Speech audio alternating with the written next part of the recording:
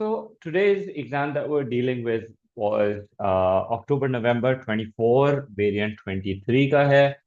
Um, again, it's a good variant to practice. 21 and 23, because 22 तो हमारा ही है. तो if something has already come in the past, recent years के अंदर, तो chances हमारे usually हम कहते हैं कि slim ही होते हैं कि उस तरह का question तो नहीं आ सकता. बट 23 और 21 से हम थोड़ा बहुत हिंट जरूर ले सकते हैं कि अच्छा जी ये सर्टन नए टॉपिक्स जो इंट्रोड्यूस हुए हैं वो इन वेरिएंट्स के अंदर हो गए हैं लेकिन अभी तक हमारे पास नहीं हुए हैं, तो there is a good chance, right. तो जो लास्ट ईयर का जून का एग्जामिनेशन था उसी बेसिस पे प्रिडिक्ट किया था and then it worked, right. So even for October, pretty much it worked. तो आ जाते हैं जरा CAIE 23 वेरिएंट है October November 24. You have 2 hours to attempt the paper. You have section A, B, C. Section A के अंदर you have the case study. Section B के अंदर you have to answer one question out of the options of two. Part A और part B same question का attempt करना होता है. Same goes with section C जो macro के questions को डील करता है. सेक्शन बी माइक्रो के क्वेश्चंस को डील करता है. तो पहले जरा केस स्टडी देख लेते हैं. 2 hours हैं. Take about 40 minutes and attempt the case study. इस बार की जो केस स्टडी थी 2023 का पेपर है, तो 2024 का पेपर है. तो 2022 यानी 2022 तक का जो इंफॉर्मेशन दुनिया के अंदर रेलेवेंट थी उसके हिसाब से हमारा केस स्टडी आया है.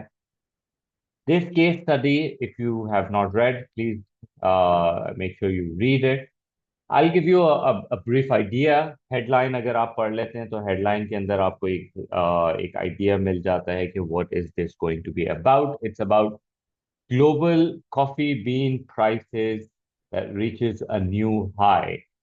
ठीक है, तो वो बात करते हैं how coffee is a big business, especially in the United States. I think we're all aware of coffee और tea के बारे में and how their markets work. Different economies में different situation होती हैं, but globally coffee is one drink that people drink very often.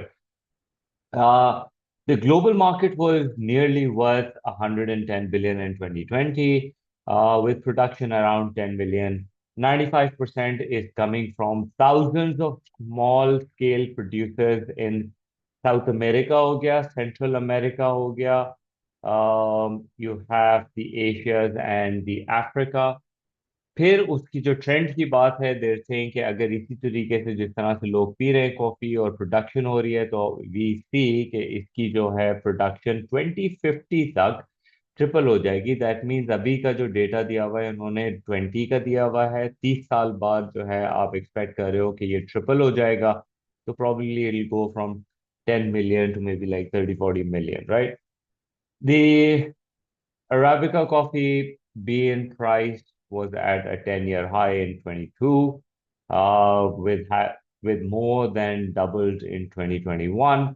फिर नीचे जो है US world price of coffee in United States. So if United States wants to buy coffee, उनको क्या price पड़ेगी, इन्होंने ये डायग्राम दिखाया है. डायग्राम में इफ यू नोटिस तो बहुत ही मेजर सी पीक्स है और अभी भी जो है वो एक पीक का पॉइंट चल रहा है. Obviously there has to be some reason for it. They probably discuss the reason as well. नीचे जब हम जाते हैं तो नीचे फिर वो उसकी बात एक्सप्लेन करते हैं कि ये जो ह्यूज प्राइस के अंदर राइज आया है इसके पीछे रीजनिंग क्या है, what is causing this to happen. तो एक तरफ उन्होंने कहा बहुत ज्यादा जो सीरीज ऑफ वेदर इवेंट्स की बात कर रहे हैं वो लोग. ब्राजील के अंदर जो एक लार्ज प्रोड्यूसर है, ऑब्वियसली उसका एक 35% का मार्केट शेयर है. फिर सिवियर ड्राउट इन अर्ली 2021. किधर है ये, they not saying, so we'll assume कि ये बात ब्राजील के लिए ही हो रही है. The crop yield was further damaged bye Frost that followed the drought. कभी मौका मिले तो जरूर देख लेना कि कॉफी प्रोडक्शन किस तरह से, they talking about the coffee cherries, और चेरीज के अंदर जो बीन होती है and then how they process it. It's a good enough information to know, right? फिर हम और नीचे जाते, in addition the production of cheaper, low quality Robusta coffee beans in Vietnam was badly affected. So, जो थोड़ी सी ऊपर इन्होंने थोड़ी high quality arabica coffee beans की बात की जो ब्राजील में प्रोड्यूस होती है, उसको क्या चैलेंजेस हुए। फिर नीचे उन्होंने थोड़ी सी लो क्वालिटी वियतनाम बेस्ड की भी बात की है कि किस तरह से उधर भी स्टॉर्म्स वगैरह की वजह से जो है बड़ा नुकसान हुआ है। तो आपको काफी रीजनेबल इन्होंने एक्सप्लेनेशन दे दी है कि क्या वजह है इसके पीछे। फिर उसके बाद they further go on that the supply issues affecting major producing countries like Brazil and Vietnam, जिसका ऊपर बात की है, one high quality one low quality, जिसकी वजह से जो है भाई कॉफी बीन्स की प्रोडक्शन की वजह से बड़ी फ्लक्चुएटिंग प्राइसेस हैं, कुछ साल में बड़ी high years and low years. तो इसका volume, sorry, volume has a lot of thing like high, यानी अच्छी क्वांटिटी प्रोड्यूस होना, बुरी क्वांटिटी प्रोड्यूस होना, obviously that will affect the pricing of it also, right? So producers are trying to reduce the risk through buffer stock scheme. Buffer stock is always an important thing for us to, be prepped for your essay purposes खास तौर के ऊपर। ठीक है। तो किस तरीके से आप बफर स्टॉक स्कीम को यूज करते हैं अपनी इनकम्स को मेंटेन करने के लिए, तो उसके ऊपर कोई ना कोई क्वेश्चन तो बनेगा definitely if they've added a paragraph of this. So this type of scheme is particularly important for many small scale subsistence producers. Do you know who that is? Subsistence producers usually होते हैं कि एक बंदा है, छोटा farmer है, उसके पास अपनी जमीन है और वो जमीन के ऊपर प्रोडक्ट प्रोड्यूस करता है कुछ अपनी कंजम्पशन के लिए, और अगर थोड़ी सी ज्यादा प्रोडक्शन होती है तो वो फिर मार्केट में जाके मार्केट प्राइस के ऊपर सेल करके एडिशनल इनकम जनरेट कर देता है। So they usually don't have other sources of income, right? The dramatic events or the weather events of 2021 has been exceptional. Although a very few large producers in Brazil who survived the immediate impact of drought and frost would gain from the huge rise. Okay, so बात क्या कर रहे हैं कि जी ये जो इतना सारा मसला हुआ है उसके अंदर जो जो प्रोड्यूसर्स सरवाइव कर गए हैं लार्ज स्केल, तो उनको तो फायदा है, काफी फायदा होगा of the huge rise in the prices, लेकिन बाकी जो है वो बेचारे थोड़ा सा सफर करेंगे। तो this is what this case is about. जरा इसके नीचे क्वेश्चंस देख लेते हैं। क्वेश्चंस के अंदर देखो जी, I can't emphasise enough, last year 23-24 के ऊपर ए बने हैं, एवरी 2 मार्क्स टू 3 मार्क्स तुम्हारा ग्रेड गिरता है। ए का बी बनना और बी का सी बनने के अंदर 2 से 4 6 मार्क्स का फर्क होता है। इस तरह 2-2 मार्क्स 3-3 मार्क्स के ऊपर तुम्हारा ए से बी बन जाता है। तो एवरी सिंगल मार्क मैटर। ठीक है।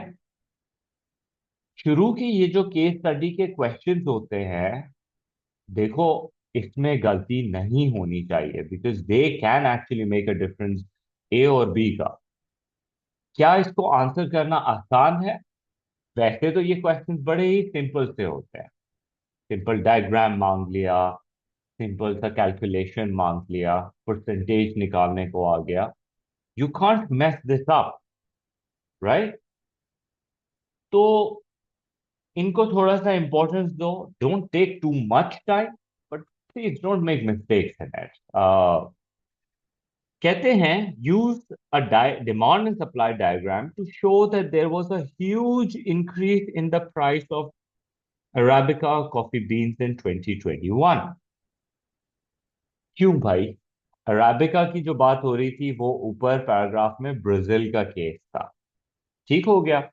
They are asking for a diagram 2 mark के लिए, और कुछ भी नहीं है क्योंकि 2 मार्क है, कोई खास एक्सप्लेनेशन के ऊपर तो हम कुछ भी नहीं कर सकते इसके ऊपर, we don't have enough marks to go into that detail, but if you want you can. ठीक है।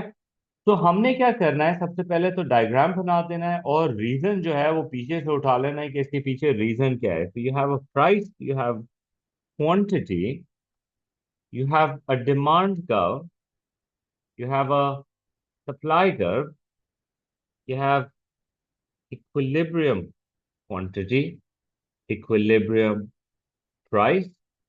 We should always do equilibrium की marking. This is your ideal diagram.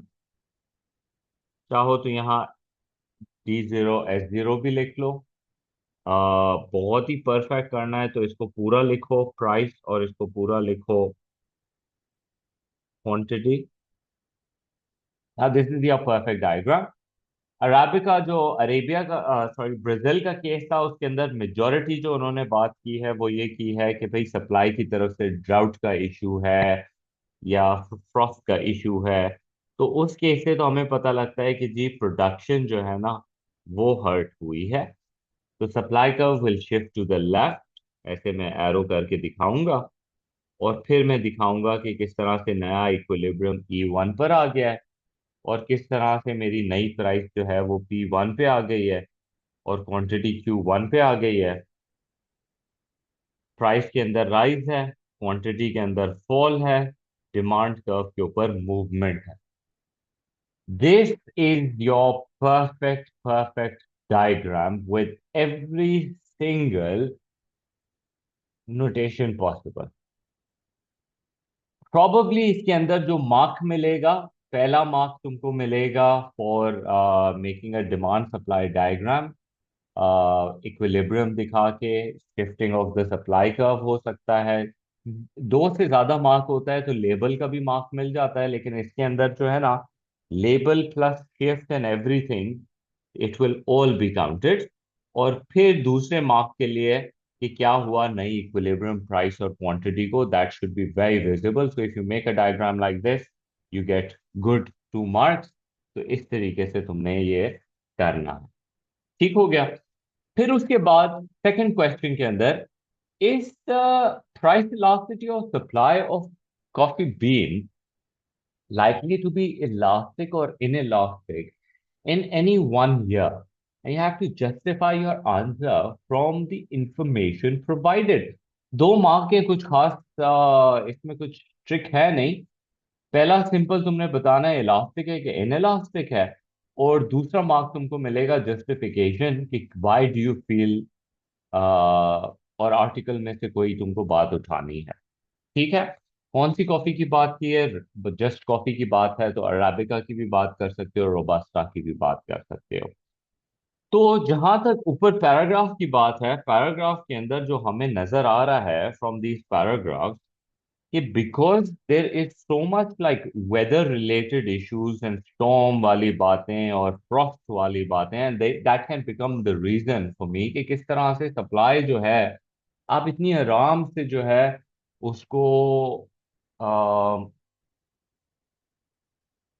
Quantity supplied को इतना ज्यादा इजीली इंपैक्ट नहीं कर सकते हो। So for my answer 1 mark you should get for कि ये इनइलास्टिक है। पीईएस जो है वो इनइलास्टिक होनी चाहिए, जिसका क्या मतलब है जरूर बता दिया करो, जिसका क्या मतलब है that the percentage change in quantity supplied, yeah, the responsiveness in quantity supplied will be less than the percentage change in the price। ठीक है, तो इसे एक अच्छा मार्क हो जाएगा मेरा। और दूसरा ऊपर रीजन तुम उठा सकते हो, you can talk about the storm, you can talk about the Frost, you can talk about just the weather unpredictability, weather unpredictability. So something along this line, I think would be like a good mark for you। तो इस तरीके से तुम्हारे जो है ये इसके marks पूरे हो जाएंगे। ठीक हो गया। इट्स जस्ट 2 मार्क्स राइट, तो इसलिए ज्यादा इसके अंदर आप कुछ कर सकते हो नहीं। अब जब हम तीसरे के ऊपर जाते हैं, तीसरे के अंदर क्या हो रहा है, कंसिडर वेदर अब, and I told you this before also, देखें जी पार्ट सी के बाद जो है ना अब एवेल्युएशन कम्स इनटू प्ले। तो यहाँ पे जब लिखा है ना कंसिडर करो कि whether buffer stock scheme is likely to be successful in reducing the price, तो फिर क्या करना है आपने? बफर स्टॉक क्या होता है, कैसे चलता है, कैसे वो प्राइस फ्लक्चुएशन को मैनेज कर सकता है, और क्या वो हमेशा सक्सेसफुल हो जाएगा। That would be your final statement for this. ठीक है। तो for our discussion over here, सबसे पहले हमें पता है बफर स्टॉक होता क्या है। बफर स्टॉक एक स्कीम होती है, यूजुअली गवर्नमेंट की, जिसके अंदर गवर्नमेंट आके कॉफी बीन्स इस केस में या एग्रीकल्चर प्रोडक्ट्स जो है वो बाय करती है या सेल करती है based on what ever the need is, जिससे प्राइस स्टेबलाइज हो जाए। मीनिंग, ये एक ओवरव्यू दे रहा हूँ जिसमें गवर्नमेंट, हमने बोला बफर स्टॉक स्कीम के अंदर गवर्नमेंट जो है बाय और सेल करती है कॉफी। ठीक है, प्राइस स्टेबिलिटी के लिए। एक मार्क। दूसरा मार्क, अगर अच्छी हार्वेस्ट हो जाए और कॉफी बीन की प्रोडक्शन सरप्लस हो जाए, I guess surplus would be a good word, surplus हो जाए, तो फिर गवर्नमेंट आके जो वो एक्सेस है वो मार्केट से खरीद लेगी ताकि प्राइसेस ना गिरे। एक और मार्क। ठीक हो गया। फिर अगर शॉर्टेज हो जाए किसी साल के अंदर, तो फिर गवर्नमेंट जो बफर स्टॉक रखा हुआ था उसको मार्केट में आके सेल कर देगी प्राइसेस को मेंटेन करने के लिए, ताकि प्राइसेस शूट अप ना कर जाए। You understand? तो तीन मार्क हो गए। किस तरह से? पहले बफर स्टॉक स्कीम क्या होती है, गवर्नमेंट बाइंग एंड सेलिंग करती है प्राइस स्टेबिलिटी के लिए। सरप्लस के केस के अंदर गवर्नमेंट जो है एक्सेस खरीद लेती है, प्राइस को गिरने नहीं देती। शॉर्टेज के केस के अंदर गवर्नमेंट जो है वो मार्केट में सेल करती है जो सरप्लस रखा हुआ होता है, ताकि प्राइसेस नहीं बढ़ जाए। This is perfect. अगर किसी क्वेश्चन के अंदर डायग्राम मांग लें तो make a diagram for this in one of the past papers we will do in the coming classes. ये हो गए तीन मार्क। ये तो तुम्हारा पूरा बफर स्टॉक किस तरीके से वर्क करता है। अब काउंटर के, buffer stock might not be successful, तो बफर स्टॉक की प्रॉब्लम्स भी याद रखो। Every theory you should have problem. अगर तुम फिजिकल मॉनेटरी पॉलिसी पढ़ते हो उसका काउंटर सीखो, टैक्सेस करते हो उसका काउंटर सीखो, सब्सिडी पढ़ते हो उसका काउंटर सीखो।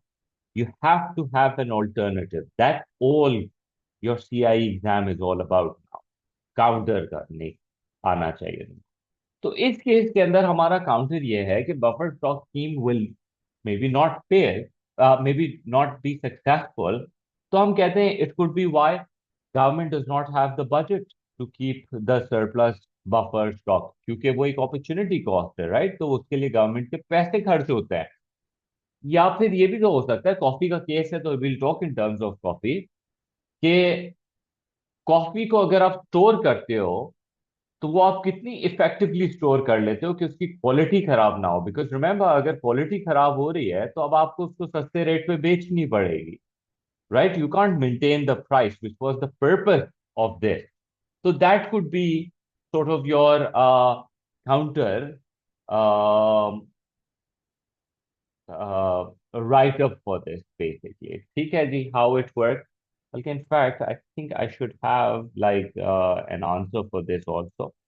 Now, this is sort of like just to give you an idea, कि ये एक student based sort of like answer attempt है, and I think this would get full marks. What how a student would write an answer. You don't obviously have to give the headings. Examiners जब read करते हैं तुम्हारा तो वो खुद ही इसको assess करेंगे। ठीक है, so they're going to assess it. Give me one second, please.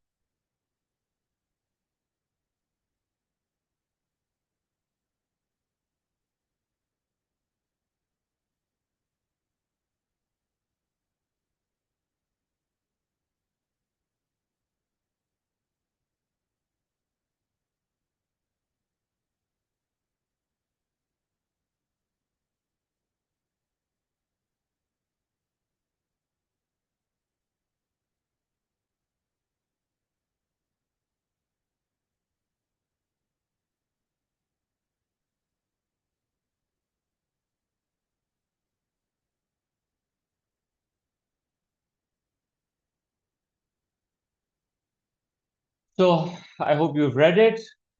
सो अब इसके अंदर क्या बात कर रहे हैं ये लोग कि a buffer stock scheme buys excess coffee during surplus and release stock during shortages. And this helps stabilize price. We're gonna give you the mark. When I'm gonna read something like this, बहुत ज्यादा जैसे पहले मैंने explain किया उतनी detail इसमें नहीं है, but it is giving me कि गवर्नमेंट बाय करेगी एक्सेस, गवर्नमेंट रिलीज करेगी शॉर्टेज के केस में, प्राइस स्टेबिलिटी की बात है. तो for me I can see those marks right.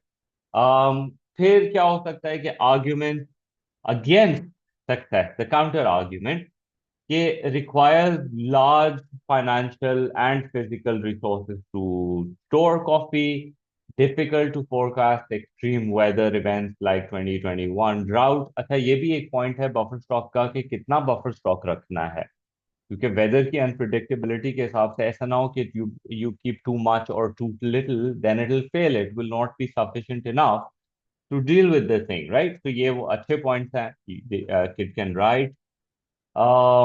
फिर उसके बाद फाइनल जो इवैल्यूएशन कंक्लूजन है वो फिर आपकी एक फाइनल कंक्लूजन इसके अंदर लिखा हुआ है. वैसे तो 4 मार्क्स इधर ही मिल जाने चाहिए, बट कंक्लूजन भी लिखने की आदत डालो. It is one of important things that you should know how to do it. ठीक हो गया जी. Alright, so coming to the next part, assess the extent to which coffee bean producers will gain from the huge increase in coffee bean prices in 2021.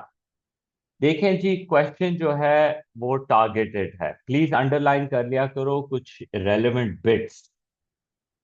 Coffee bean producer को advantage की बात हो रही है जब कॉफी बीन की prices जो है वो राइज हो रही है. And the question is about to what extent. That means there is a counter argument that needs to be made over here. तो 6 मार्क का क्वेश्चन है. 6 मार्क का ब्रेकअप मैं तुमको बता देता हूं, और ये स्टैंडर्ड ब्रेकअप है आपसे. ठीक है, 2023 भी देख लोगे तो स्टैंडर्ड ब्रेकअप है.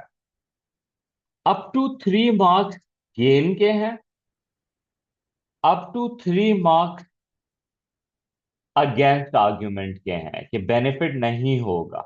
ये बन गए 6 मार्क्स, लेकिन 6 तुमको नहीं मिलेंगे. इन दोनों के अंदर कंबाइंड मैक्सिमम तुमको 4 मिल सकते हैं. तो अब तुम बहुत प्रो आर्ग्यूमेंट कर लो, बहुत एंटी आर्ग्यूमेंट कर लो, मिडवे कर लो 2 and 2 का, और फिर जो बाकी 2 मार्क हैं वो तुम्हारा फाइनल इवैल्यूएशन का है. ठीक हो गया. An evaluation obviously comes with a conclusion. So prices coffee की बढ़ रही है, ठीक है, और कॉफी प्रोड्यूसर को क्या फायदा है इसके अंदर. पहली बात तो हम ये कर सकते हैं कि देखें जी, कॉफी बीन यूजुअली हमें पता है, and I hope kids will make that connection, कि कॉफी बीन्स और या कॉफी जो है उसकी डिमांड इन इलास्टिक है. Remember that. उसकी जो पीईडी होता है कॉफी बीन का, वो इन इलास्टिक होता है. I hope you know inelastic by now that the percentage change in quantity demanded is less than the percentage change in price. तो अगर उसकी डिमांड इन इलास्टिक है और प्राइस बढ़ेगी तो प्रोड्यूसर्स का रेवेन्यू बढ़ेगा. पहली बात तो ये एक अच्छा आपका एक्सप्लेनेशन हो सकता है. फिर इसको और फर्दर आगे बढ़ लेके जा सकते हैं. तो फिर देखें जी, price rise, I hope you remember this law of supply ना. Price goes up, producer has incentive to produce more, invest more, because they gonna make more money. तो जब रेवेन्यूज और ये ऊपर जाएंगे तो ऑब्वियसली जो इन्वेस्टमेंट है वो राइज करेगी, जिसकी वजह से इनोवेशन जो है वो इम्प्रूव करेगा. And that will help them produce even better. They'll try to find ways कि किस तरह से वो अपनी प्राइसेस को स्टेबलाइज कर सके, स्टोरिंग को अच्छा कर सके. जैसे you know how packaging has been improving to preserve the quality. अगर तुम ज्यादातर टी कॉफी और इस तरह के पेरिशेबल आइटम जो वक्त के साथ स्टोरिंग की वजह से अपनी क्वालिटी लूज करते हैं, यू वुड नोटिस कि किस तरह से उनकी पैकेजिंग कैन रियली हेल्प, तो innovating and spending money on that can really help, right? So this could be one of like good uh, pro argument. अच्छे 2 से 3 मार्क तुमको मिल सकते हैं अगर तुम इसको, जैसे ये वाले को एक्सप्लेन करो, दैट इज वर्थ 2 मार्क्स के, पूरा रेवेन्यू से कनेक्ट करो इलास्टिसिटी को लेके गुड एक्सप्लेनेशन के साथ, या फर्दर उसको इनोवेशन इन्वेस्टमेंट की तरफ लेके जाओ, दैट्स गुड इनफ 3 मार्क्स के लिए। काउंटर करना जरूरी है 4 मार्क्स उठाने के लिए। तो अगर तुम्हारे पास ऊपर भी तुमने बहुत ज्यादा डिटेलिंग नहीं दी है, लेकिन अगर नीचे तुम अच्छा सा काउंटर कर लेते हो, लाइक फॉर एग्जांपल कि अगर कॉफी की डिमांड इलास्टिक है तो प्राइस राइज होने से फार्मर्स का रेवेन्यू गिर जाएगा। In fact it's so easy to get your 4 marks over here. 2 mark inelastic के साथ डिस्कस कर लेते और पूरा रेवेन्यू तक की एक्सप्लेनेशन दे देते, और फिर 2 मार्क्स जो है उसको इलास्टिक करके, राइट, क्योंकि क्वेश्चन में मेंशन तो नहीं हुआ हुआ कि डिमांड इलास्टिक है कि इन इलास्टिक है, राइट।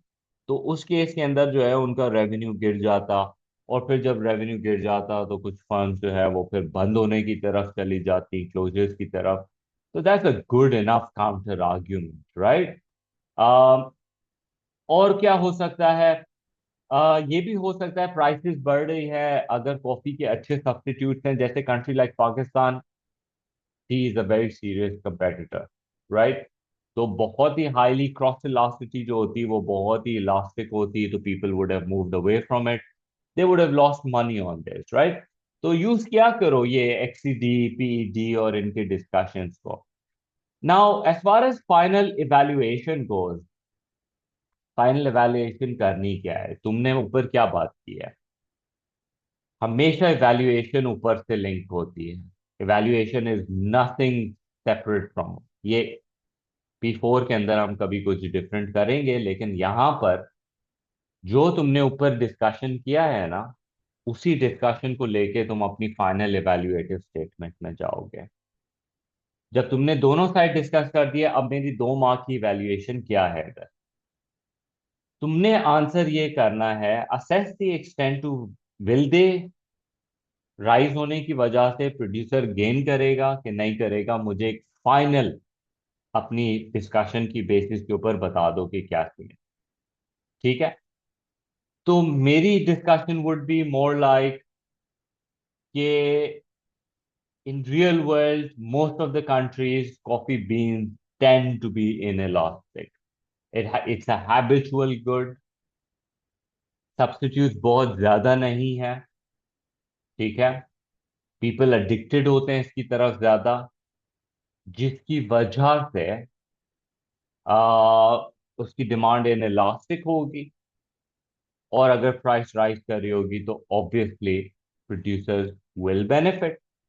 लेकिन इस आर्टिकल में क्या बात हुई है? आर्टिकल के अंदर they talked about how the weather is changing also, लेकिन नहीं, that should not apply to this one, because इन्होंने तुम्हें बता दिया है कि प्राइसेस जो है वो राइज हो रही हैं।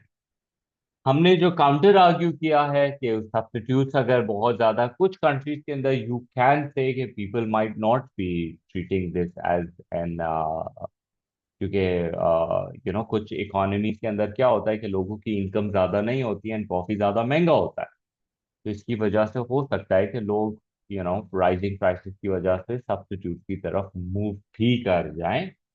तो that sort of like brings to your final conclusion. अब तुम्हारी मर्जी है तुमने क्या कंक्लूजन देना है। Let me see if I have a student based answer for you.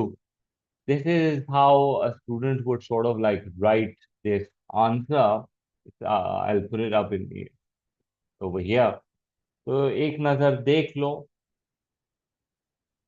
So इसमें some coffee beans producers, particularly large scale ones in Brazil, were able to benefit significantly from price rise in 2021. Article में से चीज उठाई है। These producers having survived the extreme weather, तो जो इनके पास stock वगैरह है वो हाई प्राइसेस के ऊपर बेचेंगे, अच्छा रेवेन्यू कमा सकते हैं। ग्लोबल प्राइसेस इन्वेस्ट री इन्वेस्ट करते हैं प्रोडक्शन कैपेसिटी के अंदर और स्टोरेज फैसिलिटीज के अंदर। तो ये उस पॉइंट ऑफ व्यू से बात की है, इलास्टिसिटी का कोई डिस्कशन नहीं है मेरे ख्याल में। इलास्टिसिटी का discussion is much more easier, but again this is perfect from that point of view. फिर डिसएडवांटेजेस के अंदर अगेन आर्टिकल से एक चीज उठाई है, थोड़ी सी डिटेल उठाई है स्टूडेंट ने। और फिर जो फार्मर्स हैं जो बेच दे रहे हैं, you know, the bargaining power जिनके पास नहीं है, यूजली स्मॉल स्केल प्रोड्यूसर के पास, फार्मर के पास नहीं होती है पावर, तो obviously you know they gonna lose money. Overall क्या बात हो रही है? Overall the gains from the surge in coffee prices in 2021 were highly uneven. The small group जो है वो रिजिलियंट है, उनको फायदा होगा, स्मॉल स्केल को फायदा नहीं होगा। तो ये अलोंग दैट लाइन ये लेके जा रहे हैं इस आर्ग्यूमेंट को, विच इज फाइन। मेरे ख्याल में तो अभी भी ये इलास्टिसिटी की तरफ ये आर्ग्यूमेंट ज्यादा बेहतर है टू बी मेड। ठीक है जी। फिर उसके बाद आ जाते हैं assess the likely fluctuation in coffee bean prices on the major economies like Brazil and Vietnam. Major economies को क्या इम्पैक्ट आएगा because of these price fluctuation? Very similar to the part about, right? But इन्होंने खास कह रहे हैं कि Brazil और वियतनाम की केसेस के अंदर what is going to happen. और खास तौर पे इन्होंने जो वर्ड यूज किया है ना इधर, अगर तुम नोटिस करो, फ्लक्चुएशंस की बात हो रही है। पिछले क्वेश्चन के अंदर rising prices specific two year 2021 था। तो यहाँ पे इसका ये मतलब है कि तुमने दोनों साइड को यू हैव टू कंसिडर कि कभी प्राइस ऊपर भी चली जाती है और कभी प्राइस नीचे भी गिर जाती है।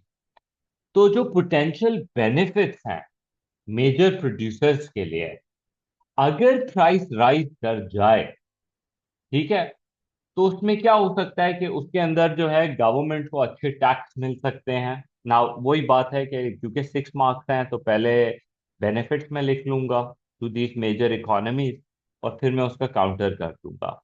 तो as far as the benefit goes, हम कह सकते हैं कि जी जब प्राइसेस ऊपर जाएंगी तो टैक्स रेवेन्यूज जो हैं गवर्नमेंट के वो बढ़ जाएंगे, और फिर गवर्नमेंट जो है उस पैसे को इंफ्रास्ट्रक्चर वगैरह के अंदर स्पेंड कर सकती है,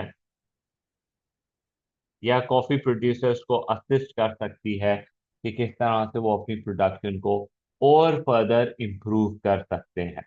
So that could be one good point for you to discuss. Coffee प्री प्राइस बीन प्राइसेस ऊपर जाने की वजह से, एंड क्योंकि ये दुनिया की एक अच्छी लार्ज प्रोड्यूसर्स हैं, तो हो सकता है कि इकोनॉमिक ग्रोथ जो है वो भी बढ़ जाए। And this will not only happen in short run ऊपर, बल्कि जब आप इंफ्रास्ट्रक्चर इन्वेस्टमेंट्स वगैरह करोगे तो लॉन्ग रन के अंदर भी it will be sort of like beneficial. ठीक है, so ये दोनों तरफ से तुम ये डिस्कशन कर सकते हो फॉर द प्रो आर्ग्यूमेंट कि किस तरीके से rising prices can actually help. अब उसके बाद तुमने काउंटर आर्ग्यूमेंट करना है अप टू 3 मार्क्स के लिए, द पोटेंशियल डिसएडवांटेजेस। ठीक है, अब डिसएडवांटेजेस में क्या हो सकता है कि देखें कि फ्लक्चुएशन मींस के प्राइसेस राइज भी हो सकती हैं, फॉल भी हो सकती हैं। तो उसकी वजह से जो है ये जो अनप्रिडिक्टेबिलिटी है कि प्राइसेस राइज करेंगी या प्राइसेस फॉल करेंगी, तो उसकी वजह से जो बिजनेस कॉन्फिडेंस है ना वो थोड़ा सा शेकी हो सकता है। और हमें ये पता है कि जब बिजनेस कॉन्फिडेंस थोड़ा सा शेकी होता है ना, तो इन्वेस्टमेंट जो है वो गिरने की तरफ चली जाती है, इन्वेस्टमेंट्स एज सच नहीं होती हैं। तो जब ये इन्वेस्टमेंट्स नहीं होती हैं और लोग अपने पैसे को सेव कर लेते हैं कि फ्यूचर के नुकसान को हम कवर कर लेंगे, तो ये उस तरीके से जो है इकोनॉमी के लिए ऑब्वियसली फिर बिजनेसेस बंद होने के भी बड़े स्ट्रेसेस होते हैं ऐसी सिचुएशन में, जब प्राइसेस गिर जाती हैं and small scale producers are not able to manage themselves. तो फिर एक बड़ा इशू हो जाता है। और खास तौर के ऊपर ऑल्सो रिमेंबर, इन्होंने बात की है मेजर इकोनॉमीज, राइट?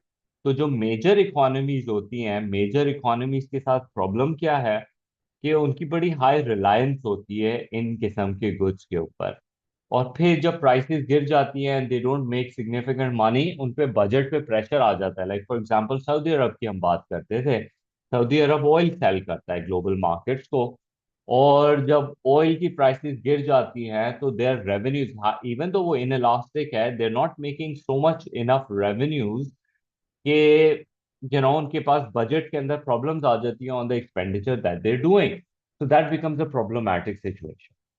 ठीक है, and then your final evaluation के जो आपके इम्पैक्ट्स के अंदर जो है पोटेंशियल बेनिफिट्स, एडवांटेजेस ज़्यादा हैं कि डिसएडवांटेजेस ज़्यादा हैं, उसको तुम शॉर्ट रन लॉन्ग रन के परस्पेक्टिव से भी लिख सकते हो। In fact based on the argument that I made, एक ये देख लेते हैं valuation, which says like while temporary price spikes can generate macroeconomic benefits, the overall impact of price fluctuation is largely negative for coffee dependent economies in the long run. Instability in export income, unequal distribution of gains, and reduced investment confidence poses substantial risk for countries like Brazil and Vietnam. Managing these fluctuations through diversification, कि आप सिर्फ coffee पे rely नहीं करें, tourism लाएं और भी चीजें करें जो सऊदी अरब कर रहा है। Stabilization funds or support for small scale producers is essential to achieve a sustainable growth and economic resilience. A lot of heavy words here, लेकिन simplistic terms में भी तुम अगर idea हमें दे देते हो that there are benefits to it, but you have to be cautious also, and assistance might be needed. All right, so that concludes our case study. Uh, Case study usually takes longer time. कोशिश करते हैं कि अब हम थोड़ा speed up करें. Actually, speed up is going to help us because this is one of those questions which we've dealt with in March and we've done it way too many times. Again, I would not expect this question to come in June 2025. पर case study या कहीं पे अगर उसका usage आ भी जाता है, I think we should be like very proficient in a question like this. तो पहला क्वेश्चन अगर आप देखते हो, with the aid of examples explain the characteristics of public good and free good. Free good की बात हो रही है, and consider whether free of charge vaccination offered by the government should be classified as a free good. No matter how much we teach.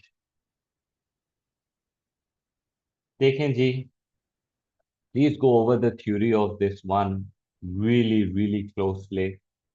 Types of goods के अंदर हम economic versus free good के अंदर distinction करते थे, right? You remember that economic versus free good.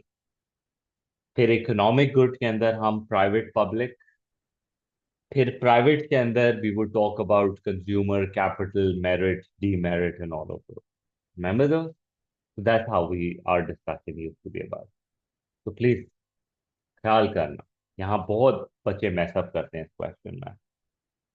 तो I very quickly go over this one. किस तरीके से मार्किंग होंगी, पहले तो आसान आसान से मार्क्स उठाते हैं हम। जहाँ तक डेफिनेशन की बात है, free good is a very easy to explain.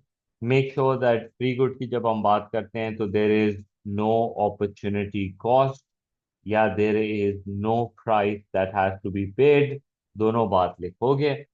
जब हम पब्लिक गुड की बात करते हैं तो हम कहते हैं पब्लिक गुड तो actually it's an economic good. जिसके दो मेन कैरेक्टरिस्टिक हैं। मैं तो ये कहूंगा कि पब्लिक गुड्स के अंदर do mention that public good is made with scarce resources, so there is an opportunity cost.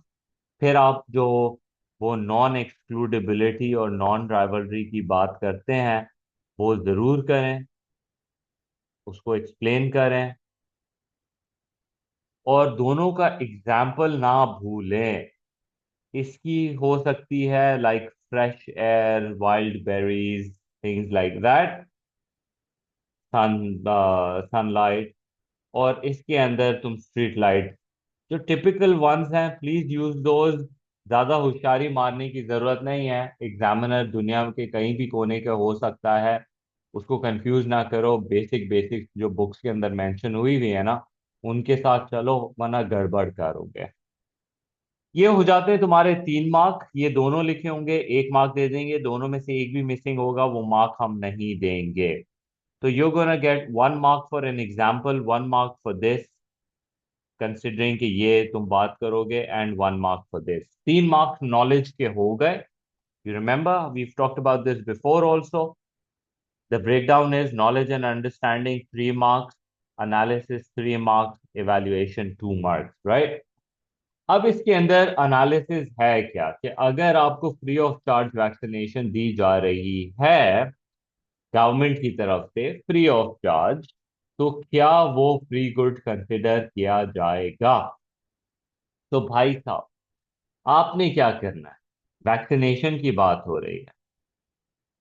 Vaccination पहले तो समझा दो, ये free of charge what do you mean? Free of charge क्या मतलब? व्हाट इट मीन्स इज कि जो बंदा, जो कंज्यूमर वैक्सीनेशन लगाने आ रहा है, उसको कोई प्राइस देने की जरूरत नहीं है। 1 मार्क, ठीक हो गया। Let's explain, let's be very careful as to what we are doing over here. 1 mark के जो बंदा आके अपने आप को वैक्सीनेट करा रहा है, वो फ्री ऑफ चार्ज वैक्सीनेशन करा सकता है। तो क्या इसका ये मतलब है कि वैक्सीनेशन फ्री गुड हो गया? नहीं। ये जो बंदा वैक्सीनेशन लगा रहा है, किसी को तो इसकी प्राइस पे करनी है। या तो टैक्स पेयर का पैसा है, ठीक है, या गवर्नमेंट ने टैक्स पेयर के पैसे यूज करके ये वैक्सीनेशंस को बनाना है। इस वैक्सीनेशंस को बनाने के अंदर एक अपॉर्चुनिटी कॉस्ट इन्वॉल्व है। You understand how you getting the mark? पहला मार्क फ्री ऑफ चार्ज का क्या मतलब है? That consumer is not paying anything. Consumer is not paying anything, does that mean कि ये जीरो अपॉर्चुनिटी कॉस्ट गुड है? नहीं। There is an opportunity cost, because ये वैक्सीनेशन बनाने में किसी को तो पैसे देने हैं। क्यों? क्योंकि इसको बनाने में अपॉर्चुनिटी कॉस्ट जो इन्वॉल्व हुई हुई है, उसके लिए स्कैर्स रिसोर्स का इस्तेमाल हो रहा है। ये तुम्हारे 3 मार्क हो गए। फिर इन योर फाइनल इवैल्यूएशन, कि even if it's free of charge and no price is being paid, ठीक है, there is an opportunity cost involve in it, so we can not consider it as a free good. इसके अंदर एक direct answer है। इसके अंदर तुम ये आर्गुमेंट नहीं कर सकते कि नहीं हो सकता है, हो नहीं हो सकता। नहीं, इसमें क्लियर है कि देर is an opportunity cost involve in it. There is, it is not a free good, it is an economic good, ठीक है। तो इस तरीके से ये तुम्हारा आंसर का इवैल्यूएशन हो जाएगा, जिसके अंदर तुम क्लियरली बता दोगे कि ये फ्री गुड नहीं है, इसके पीछे अपॉर्चुनिटी कॉस्ट इन्वॉल्व है। आसान सा क्वेश्चन था। बी पर आ जाते हैं। We assessed whether the expected benefits of providing healthcare services free of charge at the point of use exceeds the likely cost. अब ये 12 मार्क का सवाल, तुम्हें पहले भी ये बात डिस्कस हम कर चुके हैं कि 12 मार्क का आंसर लेवल्स में होता है। Level 1, level 2, level 3, right.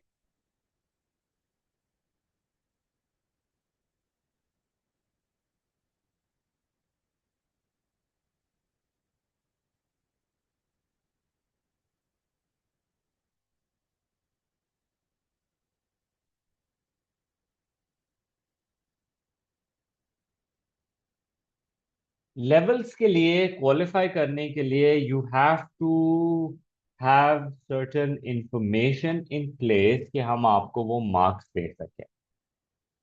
Obviously पहले तो तुम्हें बेनिफिट्स के बारे में बात करना है, the potential benefits of providing health care services for free. Think about a nation जहां पे तुमने कभी सुना हो कि education, sorry, health care free हो। You can talk about, you can think about like UK, जहाँ पे एनएचएस फ्री हेल्थ केयर देती है, कनाडा है, स्कैंडिनेवियन कंट्रीज हैं। तो उसके क्या फायदे हैं? पहली बात, हेल्थ केयर फ्री प्रोवाइड करते हो तो काफी लोग जो अफोर्ड नहीं कर सकते वो अब ये उनके पास एक्सेस आ जाएगा, और वो अपने आप को टाइमली ट्रीट कर सकते हैं बिफोर एक चीज बहुत प्रॉब्लमेटिक हो जाए, उससे पहले वो अपने आप को ट्रीट कर लेंगे। बहुत अच्छी बात है। ठीक है। उसके अलावा वर्कर्स अगर हेल्दी होंगे तो वो छुट्टियां नहीं करेंगे, छुट्टियां नहीं करेंगे तो वो काम पे पहुंचेंगे, अच्छे से काम करेंगे, हेल्दी वर्कफोर्स होगा, प्रोडक्टिव होंगे, अच्छा आउटपुट प्रोड्यूस होगा, मुल्क की जीडीपी भी बढ़ेगी, और गवर्नमेंट या लोगों को इतना ज्यादा फिक्र करने की जरूरत नहीं पड़ेगी। Just imagine even in Pakistan, if you give these medical test and all these for free of cost, तो फिर क्या होगा? ठीक है, think of it from that point of view कि लोग, हमारे हमने नोटिस किया है कि पाकिस्तानी बहुत ही, जब कोई प्रॉब्लम होती है तो जाके चेक कराते हैं एंड देन दे रियलाइज कि ओ जी हमारा तो कैंसर स्टेज 3 पे चला गया है, या हमारा हार्ट का प्रॉब्लम, आर्टरीज तो पता नहीं कब से ब्लॉक्ड हैं। तो these kind of things which is affecting their productivity can be sorted out before and they can be much more productive. But at the same time, a counter argument देखो, free में provide करेंगे तो definitely the demand will exceed the supply and you gonna have a crazy amount of rush, because everyone, जो बंदा पहले price की वजह से नहीं जा रहा था वो भी अब जाएगा और बोलेगा मैंने टेस्ट करना है। तो क्या होगा? Too much demand, right, and not enough supply is gonna create inefficiency and problem in the whole system. You follow? फिर उसके अलावा बहुत सारे लोग, मसला नहीं है लेकिन बिला वजह जा रहे हैं, अपॉइंटमेंट बुक करा रहे हैं, अपॉइंटमेंट जाके अपॉइंटमेंट पे शो अप भी नहीं कर रहे, उन्होंने जो है ज्यादा बुकिंग्स भी नहीं ली, और वो अपॉइंटमेंट खाली जा रहा है, कोई बंदा वहां पे आया नहीं है, तो प्रॉब्लम हो सकती है। राइट, सो डिसएडवांटेजेस के अंदर भी वी नीड टू रियलाइज कि देखें जी, एक तरफ जब आप हेल्थ केयर सर्विसेज प्रोवाइड कर रहे हैं तो उसके बड़े अच्छे फायदे हैं for the country, is a good benefit, but at the same time there are costs, demand supply को मैच नहीं कर रही है, वेस्टेजेस का इशू है, गवर्नमेंट के बहुत सारे पैसे खर्च हो रहे हैं इस काम के अंदर, जो कि कहीं और पैसा यूज हो सकता था। तो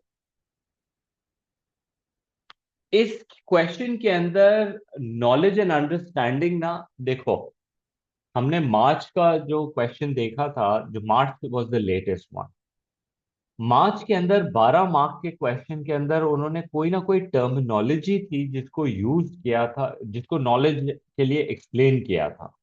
ओके, यहाँ पे मुझे कोई खास कोई टर्मिनोलॉजी नजर नहीं आ रही है जिसको मुझे एक्सप्लेन करने की जरूरत है, तो यहाँ कोई खास नॉलेज एंड अंडरस्टैंडिंग के मार्क्स हैं नहीं, यहाँ एनालिसिस के मार्क्स हैं, तो पूरे 8 मार्क्स एनालिसिस के ऊपर जा रहे हैं।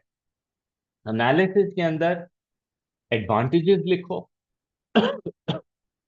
डिसएडवांटेजेस लिखो, तो बहुत ही बुरा एडवांटेज लिखो या डिसएडवांटेज लिखो तो 1 से 2 मार्क्स मिलेंगे। रीजनेबली मेरे ख्याल में यहाँ बच्चे जो है एटलीस्ट लेवल 2 पे तो चले जाएंगे।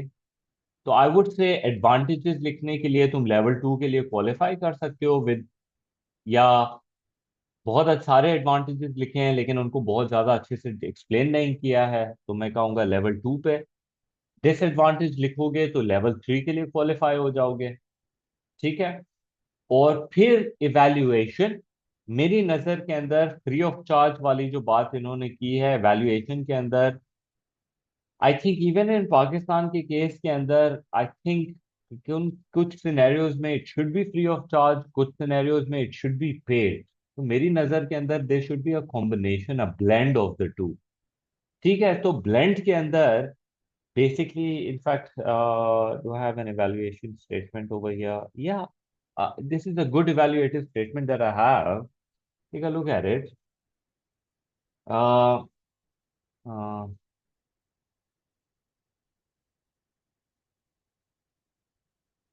some reason I can see it, but you can't. Yeah. So this is my evaluative statement. In conclusion, yeah, in evaluation, while there are clear benefits to providing healthcare free at the point of use, especially in terms of fairness and public health, you know how the equality logo हर किसी के पास access है. The costs are also significant. Whether the benefits exceed the cost depends on how the system is managed. A possible solution could be a mixed system where essential healthcare is free. Blood tests, liver tests, lungs वगैरह related basic tests आप free of charge कर लो. ठीक है. लेकिन some services like dental हो गया, cosmetic हो गया, इसको आप free of charge ना करें because these are not so necessary for the survival. So this could help reduce unnecessary demand while still ensuring that no one is denied care due to the cost. So the overall, the benefits can outweigh the cost if the system is efficient and targeted properly.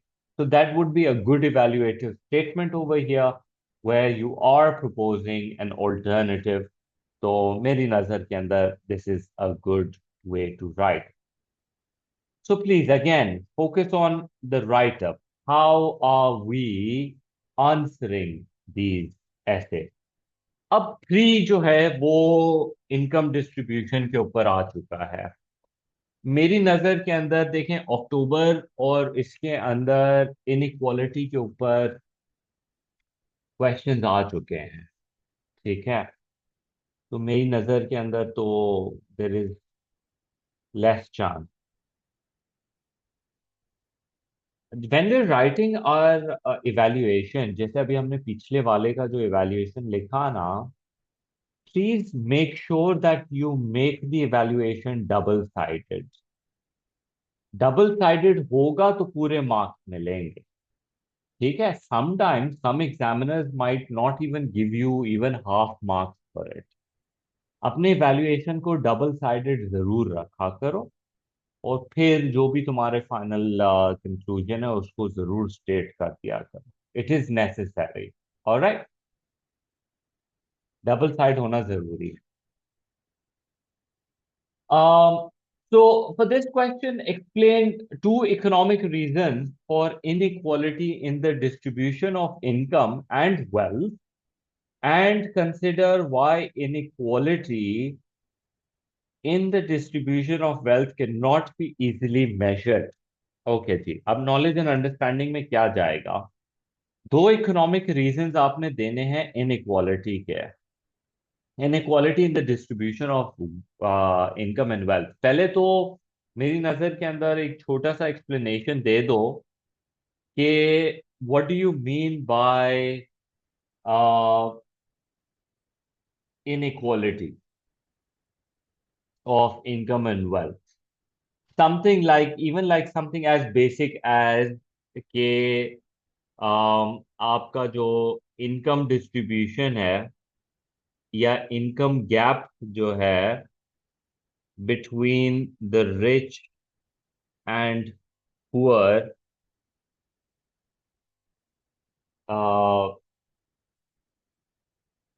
Is uneven और something like that. ठीक है, सो पहला तो तुमने एक explain कर दिया कि ये inequality of distribution of income and wealth का मतलब क्या है, कि आपके जो अमीर और गरीब तबका है उनकी जो इनकम के बीच में जो गैप है वो अनइवन है, वो ज्यादा है। ठीक है। The rich getting richer, poor getting poorer is not that, but nah, not a good statement to say. ठीक है।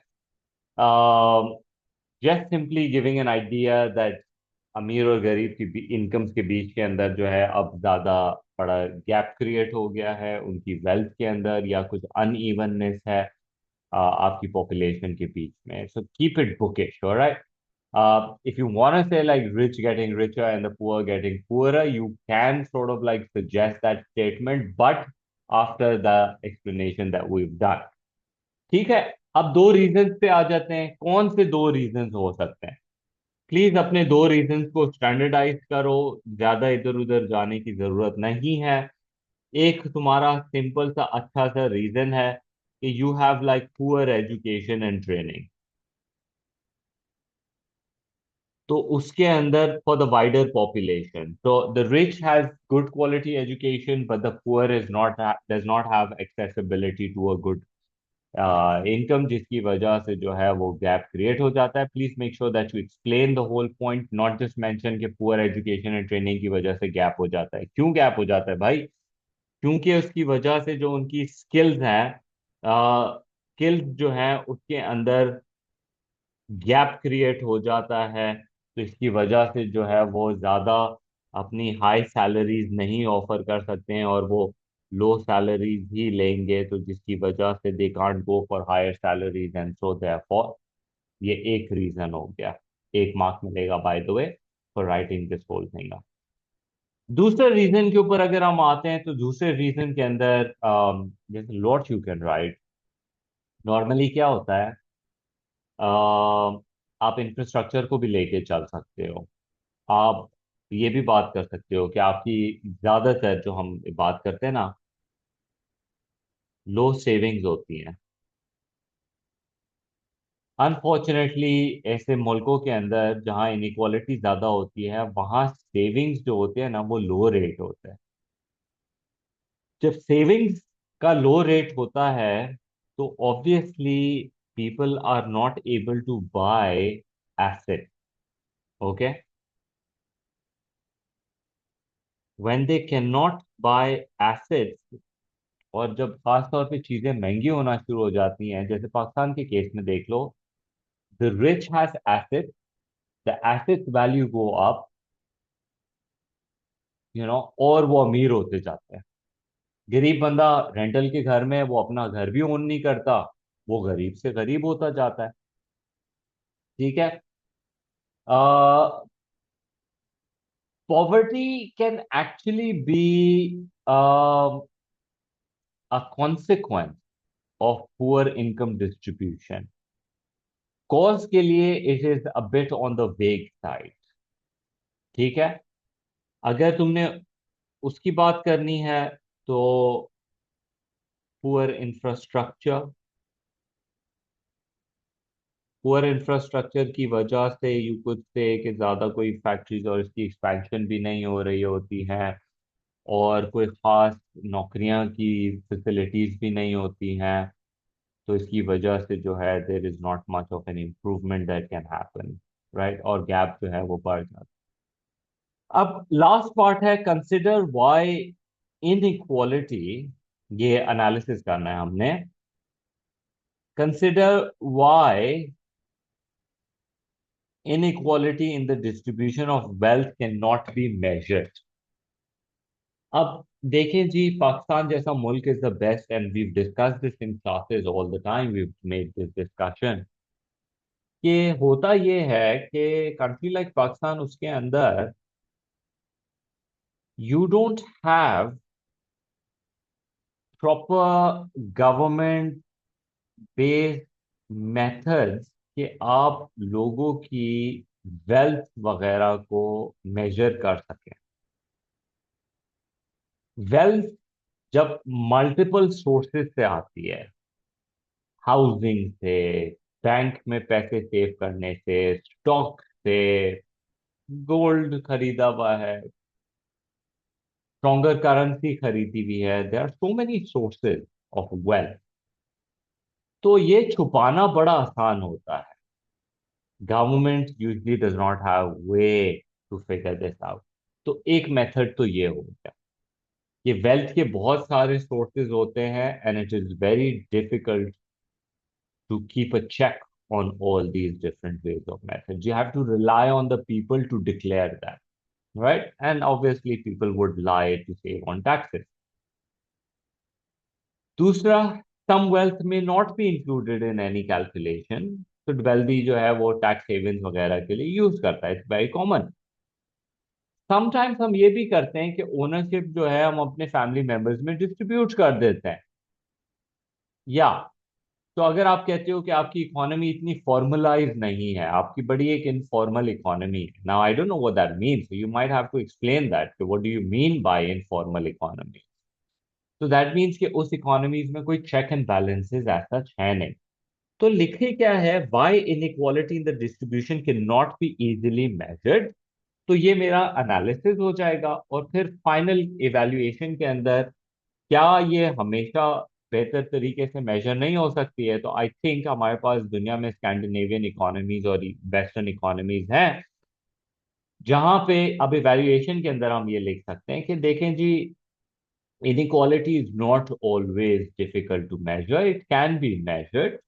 गवर्नमेंट को जो है अपनी जो मेथड्स हैं उसको थोड़ा सा स्ट्रिक्ट करना पड़ेगा, या अपने लोगों को अच्छे से एजुकेट करना पड़ेगा of the benefits of doing that. maybe not tax people so much that they have an incentive to cheat।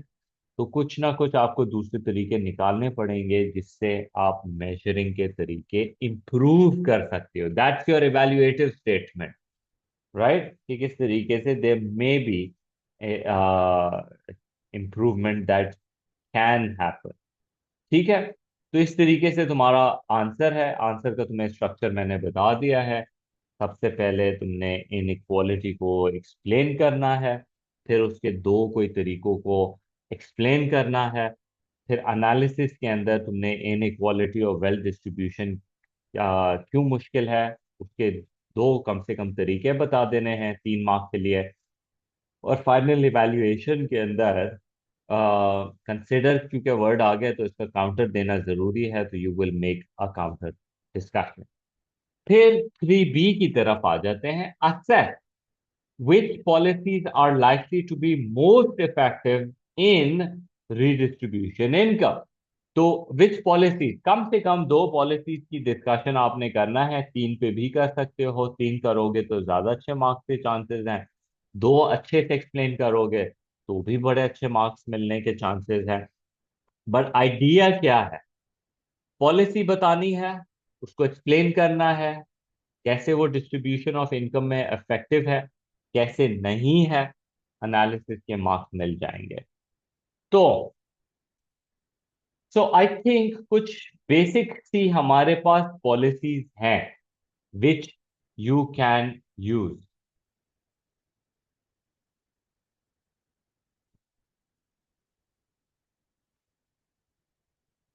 हो सकती है। इनइक्वालिटी की कुछ रीजंस के अंदर regressive methods can be considered also one of the ways कि inequality आपके मुल्क में क्यों है, क्योंकि आपका रिग्रेसिव मेथड बहुत ज्यादा यूज हो रहा है। एब्सोल्युटली हो सकता है। So for this question, assess which policies are likely to be most effective in redistributing income। देखें जी, जो पॉलिसीज यूज होती हैं, पहले तो मैं हाईलाइट कर लेता हूँ कौन सी पॉलिसीज है। अपने एसेज में भी यूजली पहला एक पैराग्राफ के अंदर लिख लिया करो दो चार पॉलिसीज, ताकि तुम्हें याद रहे कि तुमने किसकी बात करनी है। Over here in the marking scheme there mentioning, एक तो मिनिमम वेज का केस, दूसरा प्रोग्रेसिव टैक्सेशन का केस। ये दोनों बड़ी अच्छी पॉलिसीज हैं रीडिस्ट्रीब्यूशन के लिए। तुम चाहो तो और भी यूज कर सकते हो, ट्रांसफर पेमेंट्स को यूज कर सकते हो, that can be also considered as one. तो यहां इन्होंने देखो क्या किया है, आंसर स्ट्रक्चर बड़ा सिंपल है। आपने मिनिमम वेज बोला कि मिनिमम वेज को यूज करें। मिनिमम वेज से क्या होता है कि जो सबसे मिनिमम वेज क्या होती है कि जो सबसे low skilled low income full time worker है आप उसको इनकम देते हो ऑन द बेसिस ऑफ कि वो अपनी बेसिक नेसेसिटीज खरीद सके। That's minimum wage, introduction of minimum wage. When you introduce a minimum wage, your lowest earners, usually जो आपका ज्यादातर वो तबका होता है जो वल्नरेबल होता है, they will at least earn a certain level of income, जिससे डिस्ट्रीब्यूशन में इंप्रूवमेंट आई। ठीक हो गया, एक्सप्लेनेशन हो गई। Now you make a counter argument. Minimum wage बढ़ाने से कॉस्ट पुश इन्फ्लेशन आ सकती है, क्योंकि वेजेस ऊपर जा सकती हैं। ओके, क्योंकि जब हर वर्कर की तनख्वाह ज्यादा हो जाएगी तो पूरी इकोनॉमी के अंदर वेजेस ऊपर जाने से, कॉस्ट ऑफ प्रोडक्शन बढ़ने से, aggregate supply shift to the left and the prices will go up. Cost push, पूरी इकोनॉमी में इन्फ्लेशन आ सकता है। ओके, अच्छा रीजन है, एक्सप्लेन करो अच्छे से, तहामुल से एक्सप्लेन करो। फिर आपको पता है कि अनएम्प्लॉयमेंट भी हो सकती है मिनिमम वेज। जब आप मिनिमम वेज लगाते हो अबव इक्विलिब्रियम, तो क्वांटिटी डिमांडेड गिर जाती है, क्वांटिटी सप्लाइड बढ़ जाती है। मैं, तुमने डायग्राम नहीं बनाना, लेकिन मैं अभी सिर्फ एक्सप्लेनेशन के लिए दे रहा हूँ। Wages, quantity of labour, demand for labour, supply for labour, this is the market wage rate. लेकिन जब आप मिनिमम वेज लगाते हो above equilibrium, something like this, तो उसकी वजह से, मिनिमम वेज की वजह से, what happens is quantity demanded for labor falls while quantity supplied for labor increases, and you have an excess supply, and unemployment happens. तो ये भी एक अच्छा सा पॉइंट है which you can explain about these. उसके बाद ऑल्टरनेटिव पे जाओ, प्रोग्रेसिव टैक्सेशन के बारे में तो हम हमेशा ही लिखते हैं। प्रोग्रेसिव टैक्स क्या होता है?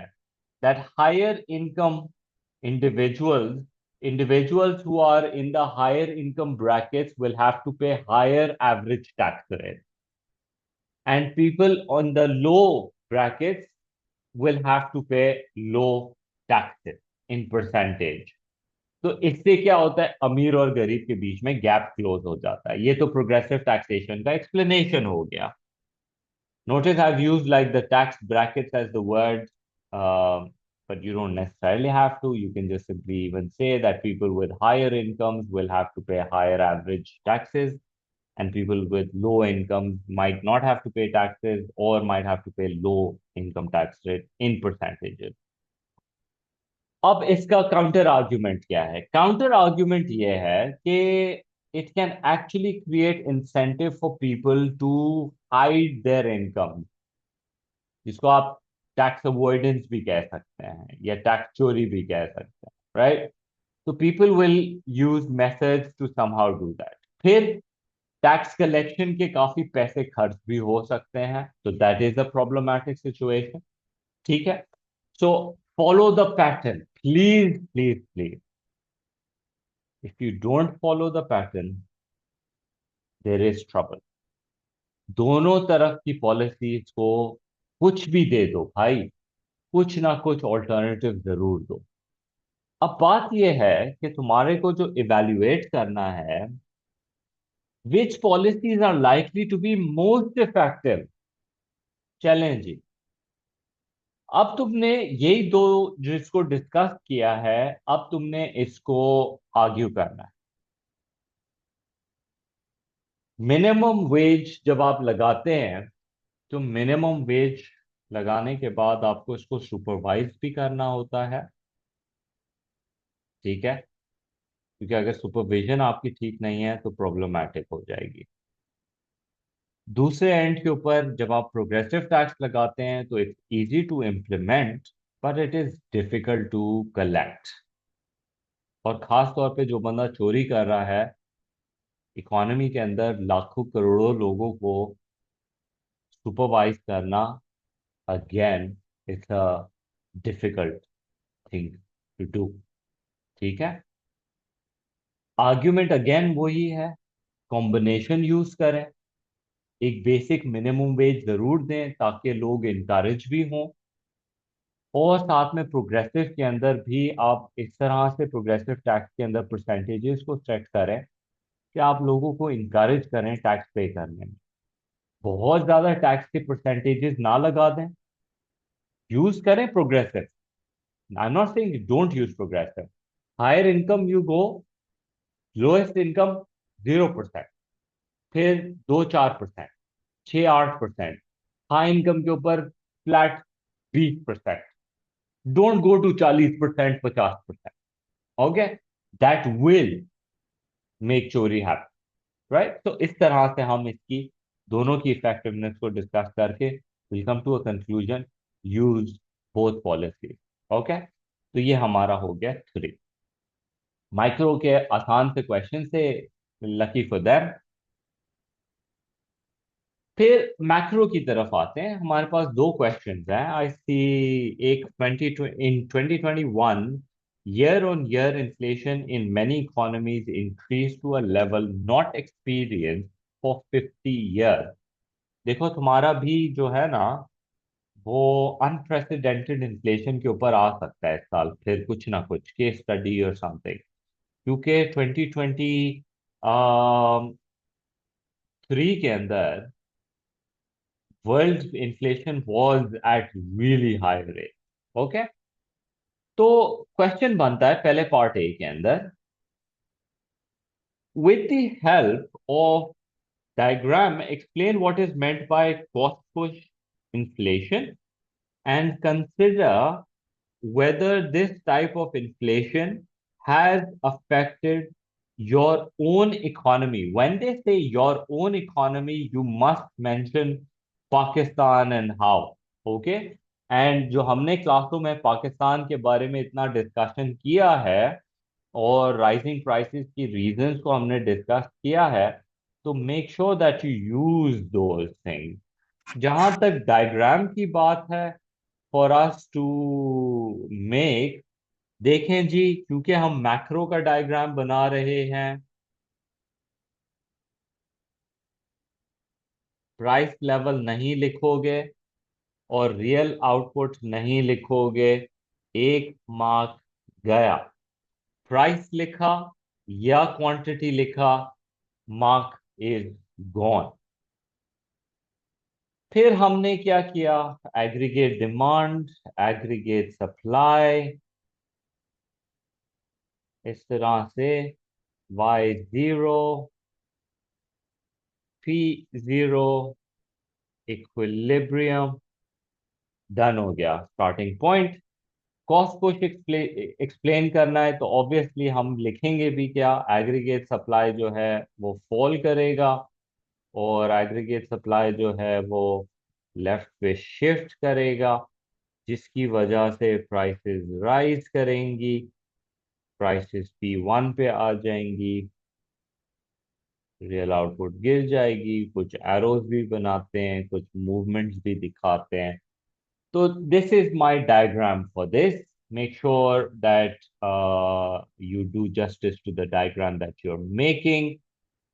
फिर एग्जामिनर डिसाइड करेंगे कि कितने मार्क्स तुमको इसके ऊपर मिलेंगे, पर एज लॉन्ग एज तुम ए एस को लेफ्ट पे शिफ्ट करते हुए दिखा दो, दिस इज परफेक्टली फाइन। और एग्रीगेट डिमांड में मूवमेंट अलोंग द कर्व भी आएगा। इसका राइटअप के अंदर this is what I am thinking, एक चीज तो must define aggregate supply, just in case, you never know. Aggregate supply is the total output produced in the economy at various price level in a given period of time. जरूर define करो।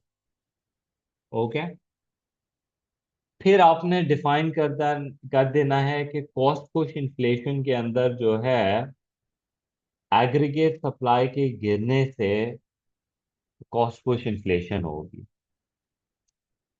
कुछ वजूहात बताओ जरूर। I think now we are entering the domain of analysis, but analysis के case के अंदर ये एग्रीगेट सप्लाई क्यों पीछे जाएगा, और तुम्हारी इकोनॉमी के अंदर, पाकिस्तान के अंदर, why might have this happen.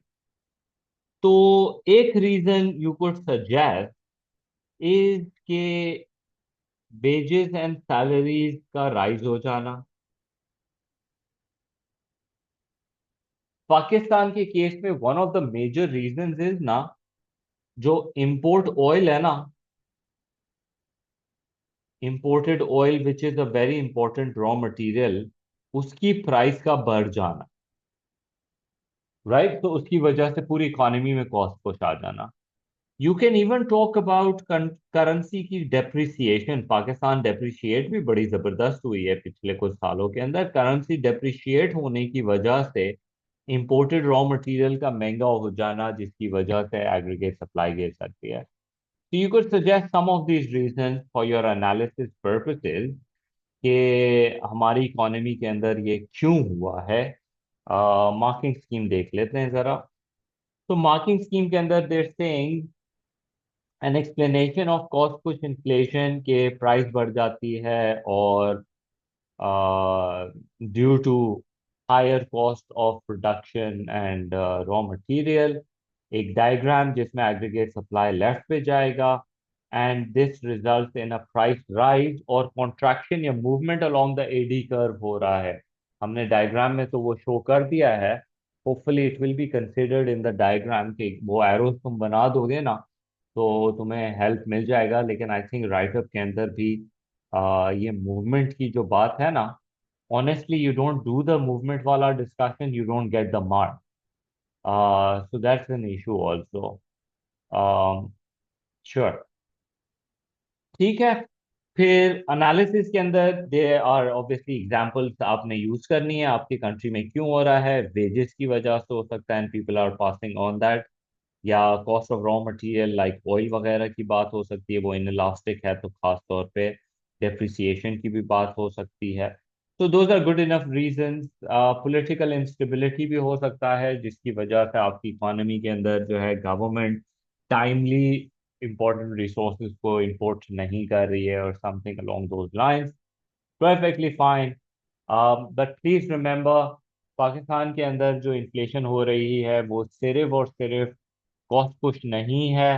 हमारे यहाँ जो इन्फ्लेशन है वो डिमांड पुल भी है। Because of the rising population there is a rising demand for goods and services. जब लोग अच्छी इनकम्स कमा रहे हैं तो they want to consume more goods also. तो उसकी वजह से there is a rising demand for goods and services also. ठीक है। तो ये तुम्हारा इवैल्यूएटिव स्टेटमेंट होगा, जिसके अंदर यू मेंशन दैट कि कॉस्ट पुश इन्फ्लेशन भी है, but at the same time there are reasons for demand pull inflation। In fact, it's a combination of the two which has caused the prices to go high so much। ठीक हो गया। फिर उसके बाद part B के ऊपर आते हैं। पार्ट बी के ऊपर बहुत ही आसान सा क्वेश्चन है, but I am telling you, अब या तो बच्चा थक जाता है, 2 घंटे का ऑलमोस्ट एग्जामिनेशन चल रहा है और वो थक गया है, 4 का पार्ट भी है, टाइम भी कम है, और वो you know just does not do justice. पर आई अश्योर यू, तुम थक गए हो, तुम ज्यादा नहीं लिख सकते हो, टू द पॉइंट लिख सकते हो। आई नॉट सेइंग पॉइंटर लिखो, प्लीज अवॉइड करो पॉइंटर्स यार। जब तुम पॉइंटर्स में लिखते हो ना, वो बहुत बुरा इंप्रेशन देता है। वो बहुत ही तुम 1.5 1.5 लाइन के पॉइंट्स देते हो, that does not qualify for a complete sentence or a structure।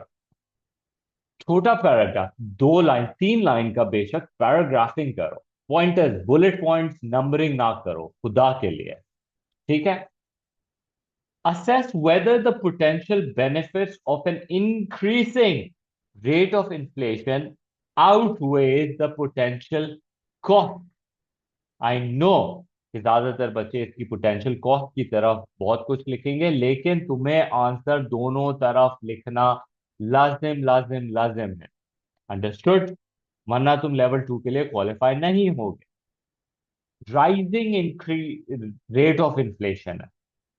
अब देखो, राइजिंग तो ये भी हो सकता है 1, 1.5, 1.75, 2, 2.25। और राइजिंग ये भी हो सकता है 5, 9, 15, 25, 30। You understand? दोनों राइजिंग रेट ऑफ इन्फ्लेशन है।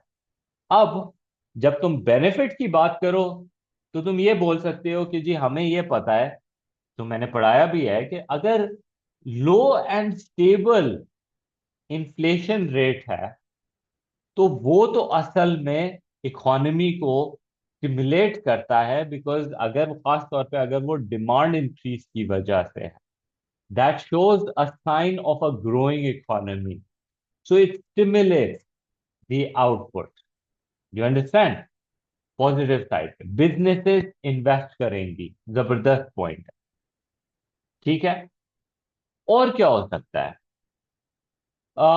जो इन्होंने मार्किंग स्कीम में पॉइंट दिया है, I don't think kids will be able to come up with this one, but let me give you an idea. You remember जब हमने inflation को डिस्कस भी किया था, उसके कॉन्सिक्वेंसेस को, तो हमने ये कहा था, you remember the borrower and the lender वाली आर्ग्यूमेंट, कि हम कहते हैं जब रैपिड इन्फ्लेशन होती है तो the borrower benefits, the lender is hurt. ठीक है, व्हाई? बिकॉज द बोरोअर जो वो पैसा वापस कर रहा है, वो उसकी रियल वैल्यू मेंटेन नहीं हो रही।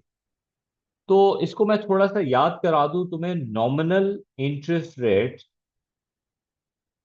Is equals to real plus inflation. का क्या मतलब था? Banks are offering 12%, inflation is 15%, real terms के अंदर the lender is hurt by 3%। Right? तो यहां पे ये लोग क्या लिख रहे हैं from the benefits point of view? A possible reduction in the burden of debt. जिस बंदे ने बोरो किया है उसको फायदा हो रहा है। क्यों? If inflation is rising faster than the nominal rate, inflation rate अगर ज्यादा तेज है नॉमिनल से, तो रियल वैल्यू के अंदर जो मैंने पैसे देने हैं अपने लेंडर को, उसको नुकसान है। लेकिन जिस बंदे ने पैसे बोरो किए हैं उसको फायदा है, और वो इकोनॉमी के अंदर स्टिमुलेट करेगा कंज्यूमर एक्सपेंडिचर। सो पाकिस्तान के अंदर अभी रिसेंटली आपकी बैंक के अंदर जो इंटरेस्ट रेट है वो है नियर 12%। आपका inflation rate year on year has fallen down to close to below 5%। ठीक है, जो बंदा पैसे लेंड कर रहा है वो पैसे लेंड कर रहा है 12% पे। इकोनॉमी के अंदर जो इन्फ्लेशन है वो है 5%। तो जो बंदा पैसा लेंड कर रहा है उसको तकरीबन तकरीबन 7% का फायदा है। लेकिन दैट ऑल्सो मीन कि जो बोरोअर है वो नुकसान में है, क्योंकि वो जो पैसा वापस कर रहा है वो बहुत हाई रियल वैल्यू के ऊपर वापस कर रहा है। वो नुकसान में है आज पैसे बोरो करके। You understand this? तो इस बात को ख्याल करो, इन्होंने इस बात को इस डिस्कशन में इंक्लूड किया है कि अगर इन्फ्लेशन रेट ज्यादा होगा तो लोग खर्चा करेंगे दबा के, क्योंकि उनको पता है जो हमने पैसे वापस करने हैं ना उसकी रियल वैल्यू कम है। लेकिन अगर इन्फ्लेशन रेट कम है और नॉमिनल ज्यादा है, तो that will actually discourage consumption expenditure and reduce borrowing also, will help the lender also, obviously the rich probably. अब पोटेंशियल कॉस्ट पे आ जाते हैं। ये तो आपके पास बहुत सारी कॉस्ट हैं। You can write about the menu cost, you can write about how your international trade is gonna get affected because of rising inflation. You can write about how the government money that they have in terms of tax collection will not be enough, so they'll have to put higher taxes on people. That's bad. एक concept यहाँ पे इन्होंने mention किया है, fiscal drag. तो clearly fiscal drag you should no of something. ये उस वक्त आता है जब हम फिस्कल पॉलिसी पढ़ते हैं। देखें फिस्कल ड्रैग है क्या। इकोनॉमी में इन्फ्लेशन है, इन्फ्लेशन मतलब प्राइसेस जनरली राइज कर रही हैं। ठीक हो गया? जब इकोनॉमी में प्राइसेस राइज कर रही हैं तो मेरी इनकम्स भी बढ़ेंगी ऑब्वियसली, और मैं ज्यादा अपने प्रोडक्ट के लिए चार्ज कर रहा हूँ अपनी सर्विसेज के लिए, तो मेरी इनकम्स भी बढ़ेंगी। अब अनफॉर्चुनेटली होगा ये कि मेरी जब इनकम्स बढ़ेंगी तो मेरा टैक्स ब्रैकेट बढ़ जाएगा। राइट? और जब मेरा टैक्स ब्रैकेट बढ़ जाएगा तो अब मेरे पे टैक्स ज्यादा लगना शुरू हो जाएगा। तो मेरी डिस्पोजेबल इनकम गिर जाएगी और मेरी स्पेंडिंग हर्ट हो जाएगी ऑब्वियसली उसकी वजह से। तो I want to make sure कि मैं अपने आप को लो टैक्स ब्रैकेट में रखूं, because then I don't get the advantage, या मैं चोरी करूं किसी तरीके से टैक्स। तो ये आपका फिर इन्फ्लेशन का ऑपोजिट आर्ग्यूमेंट है। You must must must make an argument on the opposite side. और फिर फाइनल इवैल्यूएशन के अंदर rising inflation, will it benefit और विल इट कॉस्ट एक अच्छा सा एक स्पेसिफिक ग्रुप को बेसिकली टारगेट कर लो, domestic, international, borrower, lender, fixed income people versus flexible people, income people. You know, we've talked about a lot, domestic producers versus domestic consumers, you know, borrowers, lenders. इनके point of view से make an assessment, and I think main idea should be कि अगर low and stable rising inflation rate है, not a bad situation, लेकिन अगर on the higher side है, so definitely we see a lot of problems with that. So that would conclude our question number 4. Last question for the day, not take too much time, but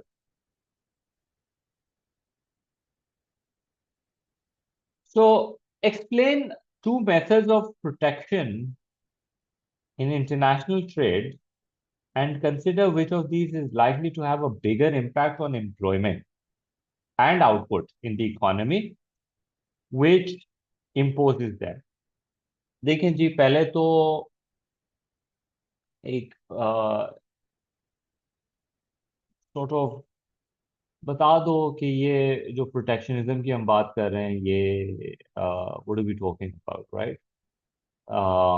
तो पहले एक simple सा एक statement about government ये क्यों लगाती है, government क्यों प्रोटेक्शनिज्म लगाती है, तो आपने बता देना है कि गवर्नमेंट लोकल बिजनेसेस को प्रोटेक्ट करने के लिए लगाती है against the foreign competition. You don't write against foreign competition, it does not count.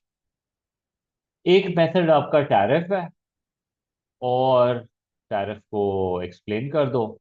और एक मेथड जो है आपका कोटा है।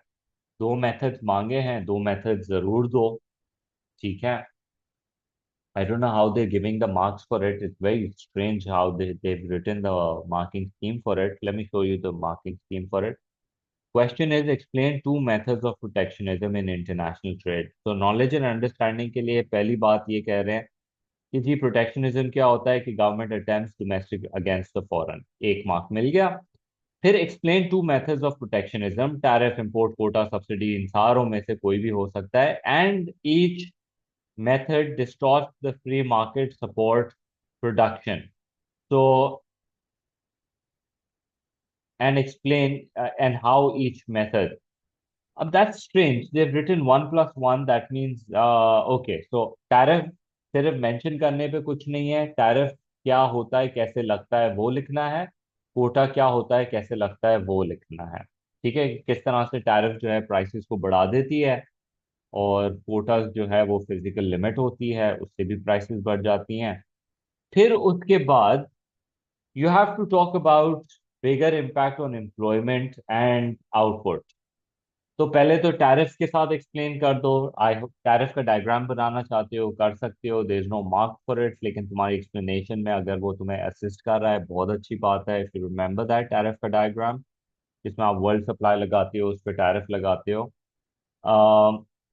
इनफैक्ट लेट मी रफली मेक इट, ताकि मैं उसी को यूज करते हुए तुम्हें पूरी बात को एक्सप्लेन भी कर दूं। So we had the demand supply. This was the domestic demand, domestic supply, domestic price,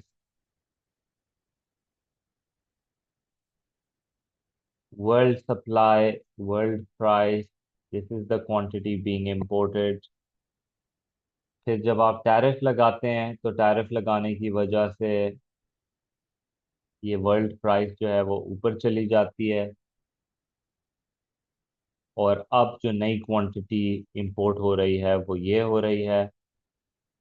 explanation क्या देनी है, what is going to happen to employment and output. तो ये डायग्राम के अंदर मेरे पास एक्सप्लेनेशन है कि क्योंकि टैरिफ लगने की वजह से, प्राइस बढ़ने की वजह से डोमेस्टिक प्रोड्यूसर की आउटपुट भी प्रोड्यूस हो रही है और एम्प्लॉयमेंट भी जनरेट होगी। So that's my explanation for that. लेकिन क्या हमेशा होगा? तो let me make an argument for this. एक काउंटर आर्ग्यू कर लेते हैं कि अगर यही गुड्स इन इलास्टिक होते, डिमांड और सप्लाई इन इलास्टिक होती, तो टैरिफ लगाने से कोई खास ज्यादा रिडक्शन आना नहीं था। तो again elastic in elastic, see how it is important, so you have to talk about that. The weird thing is, yeah, so do that with the quota या टैरिफ। सर सॉरी, टैरिफ तो जरूर लिखो। अब quotas के साथ करना है, subsidies के साथ करना है, I think subsidy is a good one also. Subsidy में क्योंकि एम्प्लॉयमेंट जनरेट होती है लोकल इकोनॉमी के अंदर, so that's a good one two talk about. If you remember, subsidy में क्या होता है, यही डायग्राम होता है, लेकिन ये ब्लू लाइन की जगह सब्सिडी के अंदर ये सप्लाई का राइट पे शिफ्ट हो जाता है और उससे एम्प्लॉयमेंट भी बढ़ती है। गवर्नमेंट पे ऑब्वियसली बर्डन आ जाता है, that would be the counter argument, that may be the government does not have enough, या गवर्नमेंट डज नॉट नो कि कितनी सब्सिडी देनी है to really have a proper impact. तो इस तरीके से तुम्हारा ये इम्पैक्ट होगा। तो which of these is going to have a larger impact, उसका फिर तुमने फाइनल असेसमेंट अपनी करके दे देनी है कि which one gonna have a larger impact. Obviously circumstantial है, इलास्टिसिटी के ऊपर डिपेंड करती है, रिटेलिएशन पे डिपेंड करती है कि आपने अगले पे कोटा लगाया, उसने आप पे कितना रिटेलिएट किया। तो those are the stuff that we have to talk about in this one, and it's pretty simple. फिर उसके बाद आते हैं हमारा last question, assess whether protectionism is always the best way of reducing deficit on the current account. अच्छा, ख्याल करें, ये बात को मैं दोबारा एक्सप्लेन कर लेता हूँ। उन्होंने तुम्हें बता दिया protectionism is the policy, protectionism में ये सारी चीजें आ जाती हैं, tariff, quota, subsidy, embargoes and all, rate administrative complexity वाला and all, is always the best way. मैंने पहले भी बताया, एक पॉलिसी मेंशन की है और इज ऑलवेज द बेस्ट बोल दिया है, तो दैट मीन्स ऑल्टरनेटिव देना जरूरी है एटलीस्ट, वरना इवेल्युएशन के गए मार्क्स। अगर वो ये बोलते assess whether protectionism is the most effective way to reduce a deficit, then alternative is not needed. Okay, then आपने प्रोटेक्शनिज्म के ही फॉर एंड अगेंस्ट आर्ग्यूमेंट करके इवैल्यूएटिव स्टेटमेंट देनी है। ऐसा क्वेश्चन आ चुका है बाय द वे रिसेंटली। तो ये बेस्ट वे वाला है। How do you go about it? भाई प्रोटेक्शनिज्म, करंट अकाउंट, पहले तो एक दफा करंट अकाउंट डेफिसिट को बहुत ही ब्रीफली समझा दो, ठीक है? There is no marks for it, लेकिन ये मार्च में ये क्वेश्चन आया होता तो मार्क्स होता है इसका। बैलेंस ऑफ पेमेंट डेफिसिट का मतलब है कि आपके जो इनफ्लोज हैं वो कम है और आउटफ्लोज ज्यादा है, आपका जो इंपोर्ट है वो ज्यादा है, एक्सपोर्ट जो है वो जनरली कम है। Okay, once you done that, फिर उसके बाद आपने एडवांटेजेस ऑफ प्रोटेक्शनिज्म के बारे में लिख देना है। प्रोटेक्शनिज्म जब आप लगाते हैं तो आपकी जो इन्फेंट इंडस्ट्रीज होती हैं वो ग्रो करती हैं, इकोनॉमीज ऑफ स्केल गेन करते हो, आप इंटरनेशनली कंपेटिटिव होते हो, आपकी फॉरेन गुड्स के ऊपर डिपेंडेंसी कम होती है और आपका करंट अकाउंट अच्छा होता है। करंट अकाउंट भी अच्छा हो गया, डेफिसिट भी रिड्यूस हो गया और मुल्क को भी फायदा हो गया, right? And this will be actually a long term solution also. Problem क्या है प्रोटेक्शनिज्म के अंदर? कि जो गुड आप इंपोर्ट कर रहे हैं वो इन इलास्टिक है, तो you will continue to import. Tariff लगाने से तो कोई फायदा नहीं हुआ, इनफैक्ट और मसला हो गया। या आप पे रिटेलिएशन हो गई, आपके एक्सपोर्ट्स गिरना शुरू हो गए because they are not buying your goods, not benefiting. ठीक हो गया? तो इस तरीके से it will have an effect. gonna hurt your other exports hurt होंगे, macro economic objectives खराब होंगे because exports are not going and all of the problems it will bring. फिर उसके बाद एक ऑल्टरनेटिव इंट्रोड्यूस करोगे। ऑल्टरनेटिव के अंदर अब तुम्हारी मर्जी है, तुमने रिड्यूसिंग पॉलिसी पे जाना है, मतलब तुम्हें डेप्रिसिएशन की तरफ जाना है, तुमने फिस्कल मॉनेटरी पॉलिसी की तरफ जाना है, तुमने सप्लाई साइड की तरफ जाना है। It's up to you, but you have to explain how they will have an effect. कि ऑल्टरनेटिव पॉलिसी, यहाँ इन लोगों ने कॉन्ट्रैक्शनरी मॉनेटरी पॉलिसी की है, कैसे इंटरेस्ट रेट तुम बढ़ाओगे, आ, उससे क्या होगा, कॉस्ट ऑफ बोरोइंग बढ़ जाएगी, लोग स्पेंड नहीं करेंगे तो वो ना लोकल खरीदेंगे ना इम्पोर्टेड खरीदेंगे, और डोमेस्टिक प्रोड्यूसर्स जो लोग डोमेस्टिकली नहीं खरीद रहे वो एक्सपोर्ट कर देंगे, तो your current account will improve. Okay. फिर उसके बाद जो प्रॉब्लम है ऑल्टरनेटिव पॉलिसी की, अच्छा ये इसके अंदर अगर ये फिस्कल पॉलिसी भी यूज कर लेते हैं जिसके अंदर आप टैक्स लगा देते हो, रिजल्ट वही आएगा, लोग कम स्पेंड करेंगे, आप एक्सपोर्ट कर दोगे, इंपोर्ट्स गिर जाएंगे।